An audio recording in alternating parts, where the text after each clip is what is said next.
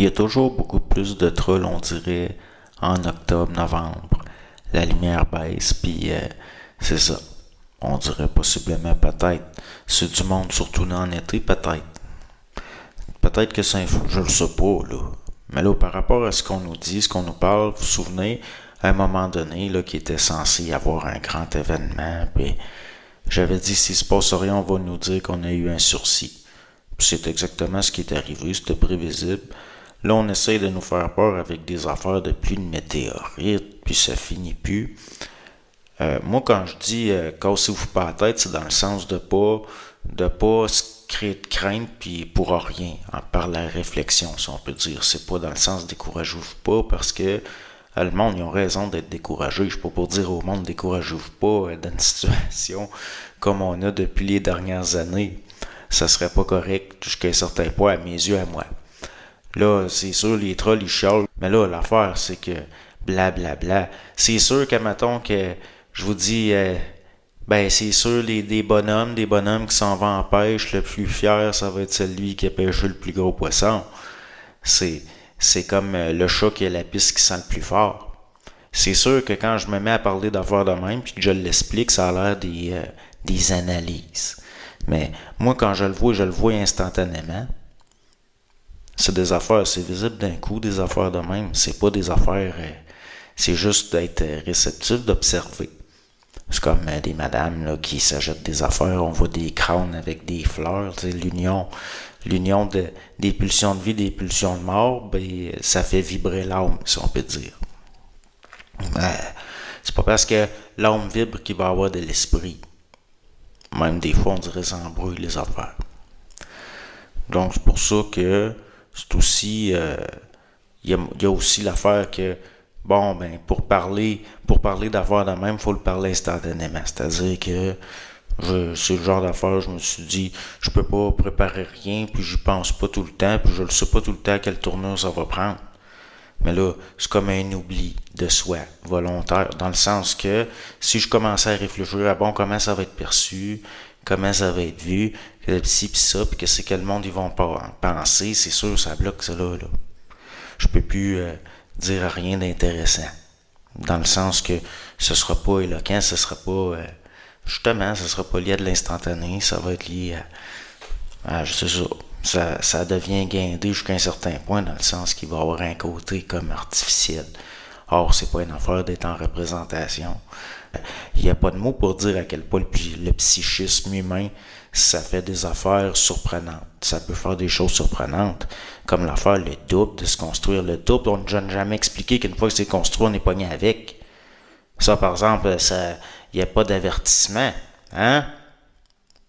Là, c'est ça, de temps en temps. T'es obligé de se faire voir, de pas être intelligent dans le sens que c'est de même qu'on devient intelligent, dans le sens qu'en se pognant un pied dans un meuble qu'on finit par comprendre par instinct sans avoir à y réfléchir, à y penser ou à regarder la configuration de comment c'est placé dans la maison. Comme ça, même si c'est une panne de courant puis il fait noir, les périodes qu'il fait noir, vous allez pas vous enfarger les pieds dans les meubles pareil, vous allez tout le temps continuer à être plugué sur une autre lumière. Une autre lumière qui est une autre perception, comme il y en a que la vie elle cherche tout le temps un chemin, fait que s'il y a un handicap d'un bord, il peut y avoir des sens plus subtils de l'autre. C'est normal. La nature, c'est l'affaire la plus surprenante qu'il n'y a pas, parce qu'il n'y a rien d'autre dans le fond. Là, le monde, l'ésotérisme, tout ça, chercher un sens. On observe, c'est pour intégrer la nature des choses. Comme un adolescent, c'est sûr, s'il se pète une peine d'amour, puis tout, ça peut être la fin du monde pour lui. C'est son impression. C'est sûr qu'une fois rendu plus vieux, des peines d'amour, on en a encore. Mais là, c'est plus la fin du monde. Ça fait toujours aussi mal, mais on le gère différemment. C'est ça de la maturité et de l'intégration, si on peut dire. Mais pour oser parler spontanément de même, il faut justement sortir de ce qu'on pourrait appeler les aspects de gestion qu'on s'est créés par la maturation. Puis jusqu'à un certain point, c'est un peu de revenir au monde. C'est revenir au monde par la parole, c'est donner vie par la parole. La porte du monde, le rapport au monde, c'est par rapport à la gestion de l'information, si on peut dire. Même les sens, c'est de la gestion de l'information. Puis il y a reconfiguration, pourquoi? Parce que c'est ça. L'être humain, quelque part, il vit dans l'illusion d'un dedans mais un dehors. C'est pour ça qu'il y a séparation, puis qu'il ne peut pas voir de lumière dehors. La lumière, elle ne peut pas venir de dehors, parce que la conscience est en dedans. Il reste que c'est ça pareil. Elle vient d'en haut, mais dans ce monde-ci, elle est en dedans, puis elle est confrontée au monde. L'âme est mise à l'épreuve dans le monde, jusqu'à un certain point, parce que c'est un monde dense, où tout est ralenti, puis tout fonctionne par sélection, si on peut dire, puis par élimination, malheureusement. C'est pour ça, c'est un monde plus bas. C'est là où on peut dire que oui, on est rejeté de quelque chose. On a été rejeté de plus haut, on vient d'ailleurs, certains. On peut pas venir. C'est pour ça que quand j'entends parler les forces descendantes qui veulent, dans le fond, les forces de l'animalité qui sont plus liées à l'instinct, ils viennent d'en bas. C'est des affaires qui montent, c'est lié à des lois liées au monde de la Terre, pas au biologique, pas au corps. Dans le sens, le corps est habité. Qu'on le veuille ou pas, c'est un véhicule de quelque chose, parce que ça c'est manifeste. Mais comme il y a des gradations, à un moment donné, c'est comme un signal qui se perd tranquillement. Le monde, ils sont traumatisés de savoir que les Alzheimer mangent leur marde, par exemple.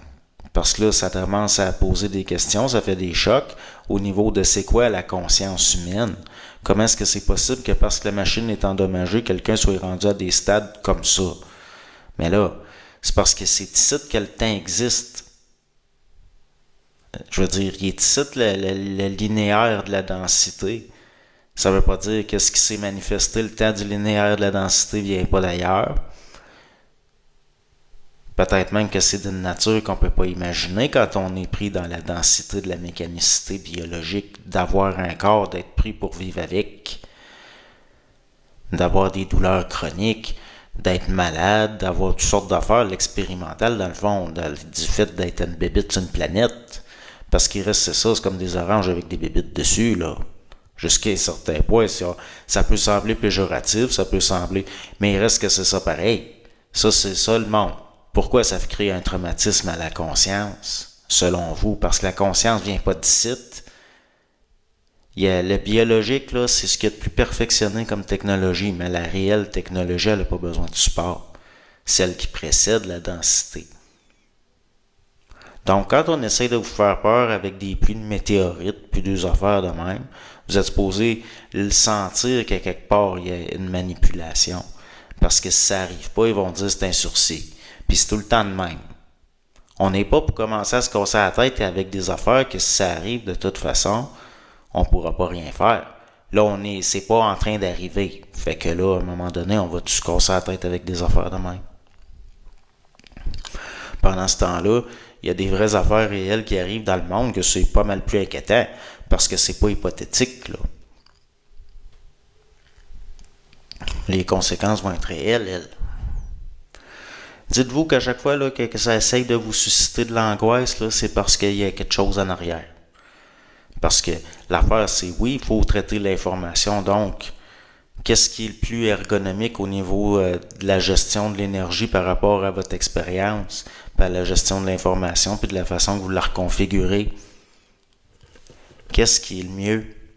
Est-ce que c'est de se casser la tête puis d'avoir peur au point de par réflexe de protection, de s'en aller dans des délires?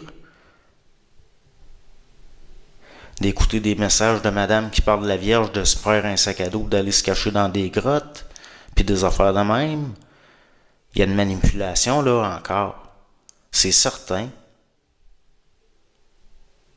Il me semble pourtant que c'est évident. Pendant ce temps-là, on se prépare pas à des affaires pas mal plus tangibles.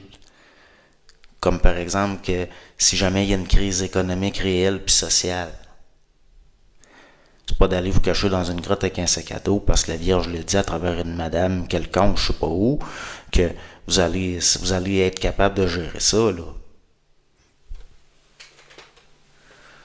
Ça, c'est des affaires réelles. C'est pas des affaires hypothétiques.